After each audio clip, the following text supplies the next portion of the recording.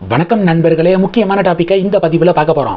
முதல் டாபிக், அதிமுக பொதுச் செயலாளர் எடப்பாடி பழனிசாமி அவர்களை அன்புமணி ராமதாஸ் அவர்கள் இன்னைக்கு சந்திச்சிருக்காரு. தேசிய ஜனநாயக கூட்டணியில் பாமக இணைந்தது அப்படிங்கிற அதிகாரப்பூர்வமான அறிவிப்பு வெளியிடப்பட்டிருக்கு. ராமதாஸ் எதிர்ப்பு தெரிவிக்கிறாரு. அன்புமணி தரப்பு எப்படி பாமகவா வர முடியும்? 95% தொண்டர்கள் என் பக்கம் தான் நிற்கிறாங்க, நான் தான் பாமக, நான் உருவாக்கின கட்சி அப்படின்னு சொல்லி ராமதாஸ் அதிமுகவுக்கு எதிர்ப்பு தெரிவிச்சிருக்காரு. எப்படி அன்புமணி தலைமையில் கூட்டணி பேச்சுவார்த்தையை நடத்தலாம் அப்படின்னு சொல்லி கடும் எதிர்ப்பை முன் வச்சிருக்காரு ராமதாஸ். எலெக்ஷன் கமிஷன் லாஸ்ட் 6 மாசமா இந்த பிரச்சனை ஓடிக்கு இருக்குல்ல, பாமக யாருடைய கண்ட்ரோலில் இருக்கிறது, ஒரிஜினல் பாமக அப்படின்னு கடும் பஞ்சாயத்து ஓடிக்கு இருக்கு. எலெக்ஷன் கமிஷன் என்ன சொல்லியிருக்காங்க, பொதுக்குழுவால் தேர்ந்தெடுக்கப்பட்டவர் அன்புமணி, அப்போ அன்புமணி தான் தலைவர் அப்படிங்கிறதுல சந்தேகம் இல்லை. அன்புமணி தலைவராக இருக்கக்கூடிய அந்த அணி தான் பாமக அப்படின்னு நாங்கள் எடுத்துக்க முடியும், அவங்களுக்கு தான் மாம்பழ சின்னம் அப்படின்னு எலெக்ஷன் கமிஷன் இதுக்கு முன்னாடி கடிதமே எழுதியிருக்காங்க. அப்போது அன்புமணி எந்த டீமில் இருக்காரோ அதுதான் பாமக, அன்புமணி தான் தலைவர். அந்த அன்புமணி தான் இன்னைக்கு எடப்பாடி பழனிசாமி அவர்களை சந்திச்சிருக்காரு, என்டிஏல அதிகாரப்பூர்வமாக சேர்ந்திருக்காரு. பாமக அதிமுக இடையேயான தொகுதி பங்கீடு சக்ஸஸ்ஃபுல்லாக முடிஞ்சிருச்சு. அந்த எண்ணிக்கை எந்தெந்த தொகுதிகள் அப்படிங்கிற விவரம் பின்னர் அறிவிக்கப்படும் அப்படின்னு எடப்பாடி பழனிசாமி அவர்கள் இன்னைக்கு பிரஸ் மீட்டில் பேசியிருக்காரு. அப்போ தொகுதி பங்கீடெல்லாம் கன்ஃபார்ம் பண்ணிட்டாங்க அப்படிங்கிறதான் தெரியுது. அடுத்து ராமதாஸ் அவர்களுடைய நிலைப்பாடு என்ன அப்படிங்கிறதான் பெரிய சஸ்பென்ஸாக இருக்குது. ராமதாஸ் அவர்களை பொறுத்த வரைக்கும் அதிமுக பாஜக கூட்டணியில் சேர அவருக்கு விருப்பம் இல்லாத மாதிரி இருக்குது. திமுக கூட்டணியில் சேர்ற விருப்பத்தில் ஐடியாவில் இருக்கிற மாதிரி தெரியுது ராமதாஸ் அவர்கள். பஞ்சாயத்தே அங்கே இருந்து தான் ஸ்டார்ட் ஆகிருக்கு. அன்புமணி திமுக கூட்டணியை வெறுத்திருக்காரு, ராமதாஸ் திமுக கூட்டணியில் சேர அவர் ஒரு அழுத்தம் கொடுத்துருக்காரு. இது அன்புமணி ஏற்கவே இல்லை, அங்கே ஆரம்பித்தது தான் பிரச்சனை அப்படின்னும் அரசியல் விமர்சகர்கள் நிறைய பேர் சொல்கிறாங்க. ராமதாஸுடைய ரியாக்ஷன் என்ன அப்படிங்கிறத பொறுத்திருந்து பார்க்கலாம். இது ஒன்று. இன்னொரு விஷயம், தமிழக மீடியாக்கள்லாம் என்ன செய்தி தெரியுமா வெளியிட்டு இருக்காங்க, பாமகவுக்கு 17 தொகுதிகளை அதிமுக ஒதுக்கியதாகவும் ஒரு ராஜ்யசபா சீட்டை உறுதிப்படுத்தியதாகவும் தமிழக மீடியாக்கள் செய்திகளை வெளியிட்டு இருக்காங்க. தமிழக மீடியாக்கள் போடக்கூடிய செய்திகள்லாம் 99% உண்மையாக இருக்கிறதுக்கு வாய்ப்பு இல்லை. இவங்க தெரிஞ்ச மாதிரி அடிச்சு விடுவாங்க. டிஆர்பி ரேட்டிங்காக போட்டி போட்டு பின்னாடி மியூசிக்கை போட்டு இந்த நம்பரெல்லாம் கண்ணாபின்னான்னு போட்டுக்கிருப்பாங்க. அதனால் இதெல்லாம் நம்ம நம்ப வேண்டாம். ஒரு தகவலுக்காக நான் சொல்கிறேன், பாமகவுக்கு 17 தொகுதிகள் அப்படின்னு அதிமுக ஒதுக்கியதாக இன்னைக்கு செய்திகளில் ஒரு இன்ஃபர்மேஷன் வலம் வருது. இது ஒன்று.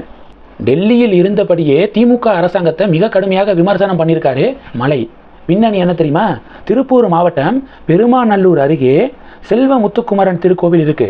புகழ்பெற்ற அழகுமலை முருகன் கோவிலோடு தொடர்புடையது இந்த செல்வ முத்துக்குமரன் திருக்கோவில். திமுக அரசாங்கம் அந்த கோயிலை இடிச்சிருக்காங்க.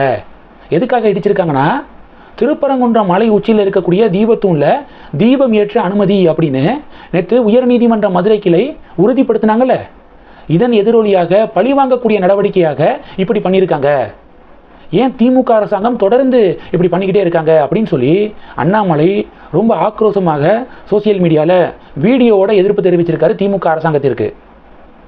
அந்த கோவிலை இடித்ததற்கு எதிராக கேள்வி எழுப்பிய ஹிந்து முன்னணி தலைவரை எதிர்த்திருக்காங்க காவல்துறை. காவல்துறை தரப்புக்கும் ஹிந்து முன்னணி தரப்புக்கும் இடையே தள்ளுமுள்ளு நடந்திருக்கு. அதில் ஹிந்து முன்னணி தலைவர் காயமடைந்து இப்போ ஹாஸ்பிட்டலில் இருக்காரு அப்படின்னு சொல்லி அண்ணாமலை ரொம்ப ஆவேசமாக அறிக்கை வெளியிட்டிருக்காரு. இது 2. 3வது டாபிக் என்ன பார்க்க போகிறோம், தந்தி டிவி ஒரு ரிப்போர்ட்டை ஷேர் பண்ணியிருக்காங்க. திண்டுக்கல் மாவட்டம் வேடச்சந்தூர் அருகே காங்கிரஸ் எம்பி ஜோதிமணி இருக்காங்களே, அவங்க அந்த 100 நாள் வேலை திட்டம் தொடர்பாக மக்கள்கிட்ட பிரச்சாரம் மேற்கொள்வதற்காக போயிருக்காங்க. மத்திய அரசாங்கம் இந்த 100 நாள் வேலை திட்டத்தை அழிச்சிருச்சு ஒழிச்சிருச்சு அப்படின்னு சொல்லி இல்லாதது பொல்லாததை திமுக காங்கிரஸ் கூட்டணி கேம்பெயின் பண்ணிக்கிருக்காங்க. 100 நாள் வேலை திட்டத்தெல்லாம் சென்ட்ரல் கவர்மெண்ட் அழிக்கவும் இல்லை ஒழிக்கவும் இல்லை, 125 நாட்களாக உயர்த்தியிருக்காங்க. ஆனால் திமுக காங்கிரஸ் கூட்டணி என்ன பிரச்சாரம் பண்ணுறாங்க, முன்னாடி வேலைக்கு வந்த ஒரு 100 பேர் வேலைக்கு வராங்கன்னா அதில் 90 பேருக்கு வேலை இல்லை அப்படின்னு சொல்லிட்டு மீதி இருக்கக்கூடிய 10 பேருக்கு 125 நாட்கள் வேலை அப்படின்னு புது சட்டம் கொண்டு வந்திருக்காங்க அப்படின்னு கேம்பெயின் பண்ணுறாங்க. இப்படியெல்லாம் சட்டத்தில் இல்லவே இல்லை. சரி, அரசியலுக்காக திமுக காங்கிரஸ் கூட்டணி இப்படி கேம்பெயின் பண்ணுறாங்களா? அப்படி திண்டுக்கல் மாவட்டம் வேடச்சந்தூர் அருகே பிரச்சாரம் மேற்கொள்வதற்காக ஜோதிமணி அவர்கள் போயிருக்காங்க. அப்போ ஒருத்தர் என்ன கேள்வி கேட்டிருக்காருன்னா, எங்கள் தொகுதிக்கு என்ன செஞ்சீங்க அப்படின்னு சொல்லி ஜோதிமணி அவர்களை பார்த்து கேள்வி எழுப்பியிருக்காரு. உடனே ஜோதிமணி அவர்களுடன் வந்த காங்கிரஸ் கட்சியை சேர்ந்தவர் அந்த கேள்வி கேட்டவர் மீது தாக்குதல் நடத்தியிருக்காரு. அந்த வீடியோ சோசியல் மீடியாவில் வெளியாகி அதை தான் தந்தி டிவி வெளியிட்டிருக்காங்க. இந்த இன்சிடெண்ட்டுக்கு அண்ணாமலை மிக கடுமையான கண்டனத்தை பதிவு செஞ்சுருக்காங்க. ஜோதிமணி மட்டும் கிடையாது, எந்த இண்டி கூட்டணி எம்பிக்களும் லாஸ்ட் 6 வருடங்களாக தமிழகத்தில் எந்த ஒரு நலத்திட்டத்தையும் செய்யவே இல்லை, எந்த வேலையும் பார்க்கல தமிழகத்தில் அப்படின்னு அண்ணாமலை பதிவு போட்டிருக்காரு. இந்த டாபிக்ஸை பற்றி உங்களுடைய பார்வைகளை மறக்காமல் கமெண்ட் பண்ணுங்கள். தொடர்ந்து கணக்கில் இருங்க. அடுத்தடுத்து நிறையா பதிவுகளை பார்க்க போகிறோம். நன்றி. ஜெய் ஹிந்த்.